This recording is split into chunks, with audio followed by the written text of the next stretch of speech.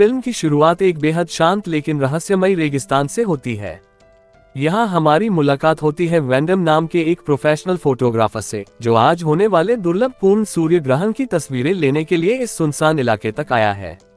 घंटों की मेहनत के बाद आखिरकार उसे अपनी पसंद की लोकेशन मिल जाती है। वह कैमरा सेट करता है और ग्रहण खत्म होने के तुरंत बाद अपना सामान समेटकर वापस कार की ओर चल पड़ता है। उसकी पूरी कोशिश यही थी कि अंधेरा होने से पहले वह इस वीरान रेगिस्तान से बाहर निकल जाए, लेकिन किस्मत ने उसके लिए कुछ और ही सोच रखा था। रास्ते में अचानक उसे एक छोटा बच्चा अकेले बैठा रोता हुआ दिखाई देता है। चारों तरफ दूर दूर तक कोई इंसान नजर नहीं आ रहा था। वैंडम पहले आसपास देखता है, लेकिन जब उसे किसी का भी पता नहीं चलता तो वह बच्चे की मदद करने का फैसला करता है। वह बच्चे से पूछता है कि उसके माता पिता कहाँ हैं।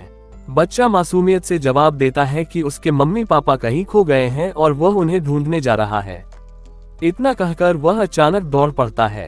वैंडम उसे अकेला छोड़ना नहीं चाहता, इसलिए उसके पीछे पीछे चलने लगता है, लेकिन ये पीछा उसे उसकी कार से लगातार दूर ले जाता है।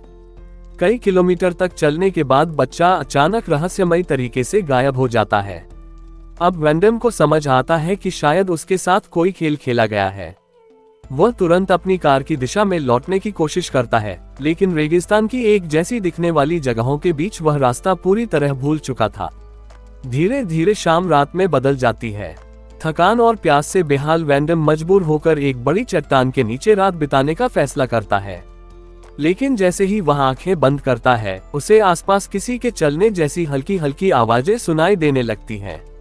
पहले तो उसे लगता है कि शायद यह उसका वहम है, लेकिन आवाजें लगातार करीब आती जाती हैं। उत्सुकता में वह उन आवाजों का पीछा करता है और कुछ देर बाद एक गहरी खाई के किनारे पहुंच जाता है। नीचे झांककर वह जो देखता है, उसे घर के अंदर उसे एलिना नाम की एक लड़की मिलती है। सबसे हैरानी की बात यह थी कि किसी अनजान आदमी को अपने घर में देखकर भी उसके चेहरे पर डर का कोई निशान नहीं था। वह बिल्कुल शांत थी, जैसे उसे पहले से पता हो कि कोई यहाँ आने वाला है। वैंडम उससे मदद मांगता है। वह बताता है कि वह रेगिस्तान में रास्ता भटक गया है और सिर्फ एक फोन करना चाहता है ताकि अपने घर वापस जा सके, लेकिन एलिना उसकी बात का कोई जवाब नहीं देती। वह चुपचाप उसके सामने खाना रख देती है और सिर्फ इतना कहती है कि रात काफी हो चुकी है, इसलिए उसे आराम कर लेना चाहिए।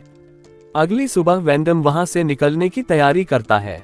जाते समय वह एहसान के तौर पर कुछ पैसे भी छोड़ देता है, लेकिन जैसे ही वह बाहर आता है, उसके पैरों तले जमीन खिसक जाती है। जिस रस्सी वाली सीढ़ी के सहारे वह इस खाई में उतरा था, वह पूरी तरह गायब थी। चारों तरफ ऊंची, गर्म और चिकनी चट्टानें थीं। ऊपर जाने का कोई दूसरा रास्ता नजर नहीं आ रहा था। वह वापस एलिना के पास जाता है और पूछता है कि सीढ़ी कहाँ गई।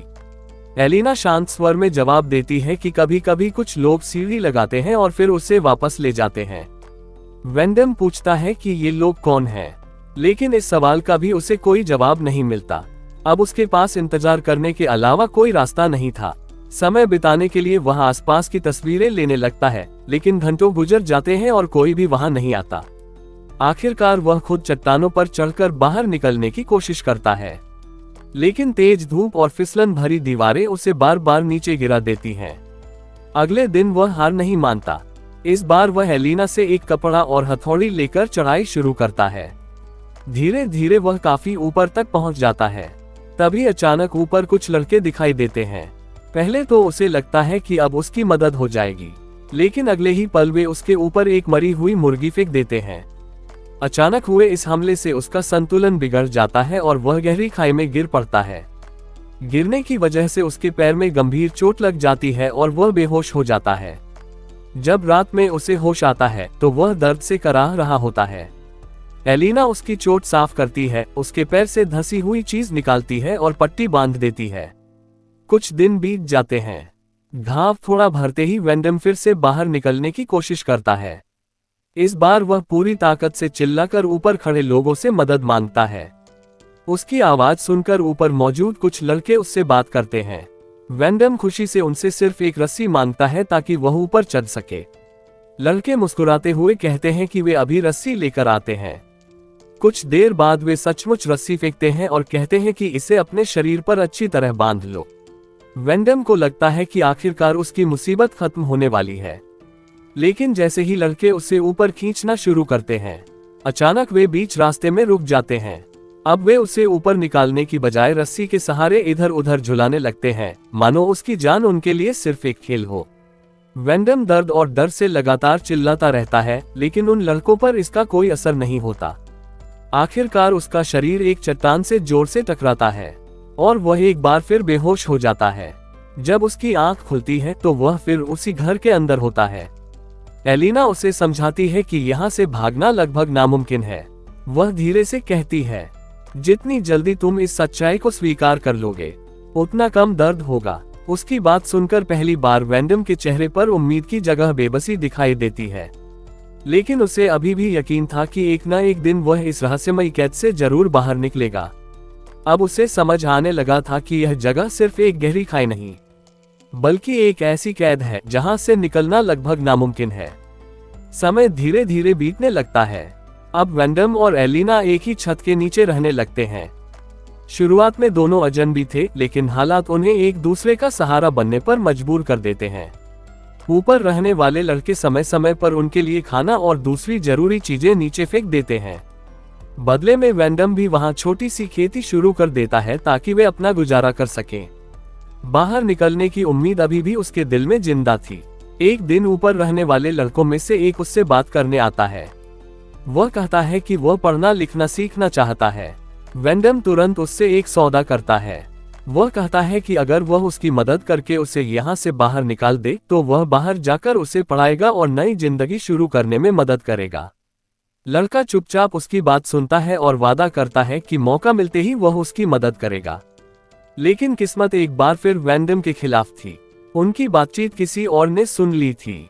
इसी दौरान एलिना वेंडम को एक और चौंकाने वाली बात बताती है। वह मां बनने वाली थी। ये खबर सुनकर वेंडम पूरी तरह उलझ जाता है। वह समझ नहीं पा रहा था कि इस कैद जैसी जिंदगी में आने वाले बच्चे का भविष्य क्या होगा। कुछ समय बाद एक रात ऊपर से अजीब आवाजें आने लगती हैं।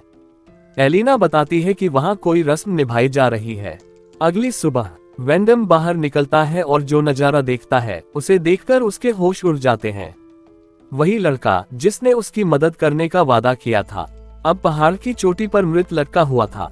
एलिना उसे देखकर फूट फूट कर रोने लगती है। तब एक ऐसा सच सामने आता है जिसकी किसी ने कल्पना भी नहीं की थी। वह लड़का कोई अजनबी नहीं, बल्कि एलिना का अपना बेटा था। एलिना गुस्से और दर्द में वेंडम को इस मौत का जिम्मेदार मानती है। वह उस पर टूट पड़ती है और उसे बुरी तरह घायल कर देती है। इसके बाद वह वेंडम को एक लोहे के पिंजरे में बंद कर देती है। दिन, हफ्ते और फिर महीने गुजर जाते हैं। अब वेंडम की जिंदगी पूरी तरह बदल चुकी थी। वह एक इंसान नहीं, बल्कि कैद किए गए जानवर की तरह जी रहा था। एलिना उसे सिर्फ इतना खाना और पानी देती थी कि उसकी सांसें चलती रहें। एक दिन अचानक ऊपर से गुजरती एक लड़की की नजर उस पिंजरे पर पड़ती है। वह वेंडम को देखकर चौंक जाती है। वेंडम पूरी ताकत से उससे मदद की गुहार लगाता है। लड़की उसकी मदद लाने के लिए मुड़ती है, लेकिन इससे पहले कि वह कुछ कर पाती, ऊपर रहने वाले लड़के उसे पकड़ लेते हैं। वेंडम की आंखों के सामने ही उसकी हत्या कर दी जाती है। उस पल वेंडम की आखिरी उम्मीद भी टूट जाती है। उसे समझ आ जाता है कि इस जगह से कोई भी जिंदा बाहर नहीं जा सकता। कुछ समय बाद एलिना की डिलीवरी का समय आ जाता है। वेंडम उससे विनती करता है कि उसे पिंजरे से बाहर निकाल दे। वह वादा करता है कि भागेगा नहीं, सिर्फ उसकी मदद करेगा। आखिरकार एलिना उसकी बात मान लेती है। पिंजरे का दरवाजा खुलता है। उसी समय वेंडम की नजर उस रस्सी वाली सीढ़ी पर पड़ती है। वही सीढ़ी जिसका वह इतने महीनों से इंतजार कर रहा था। अब उसके सामने दो रास्ते थे, या तो अपनी आजादी चुन ले या एलिना और उसके होने वाले बच्चे की मदद करे। लंबी कैद और सारी तकलीफों के बावजूद वह इंसानियत को चुनता है।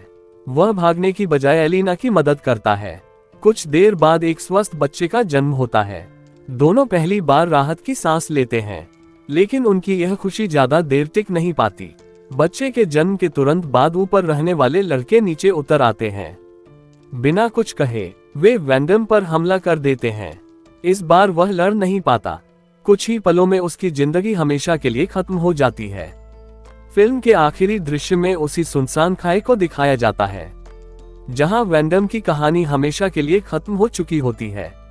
उसका सपना था घर लौटना, लेकिन वह उस रहस्यमयी जगह का एक और भूला हुआ शिकार बनकर रह जाता है। यहीं पर फिल्म खत्म होती है। अगर आपको ये रहस्यमयी और दिल दहला देने वाली कहानी पसंद आई हो तो वीडियो को लाइक करें, चैनल को सब्सक्राइब करें और कमेंट में बताएं कि अगली कौन सी मूवी का एक्सप्लेन देखना चाहेंगे।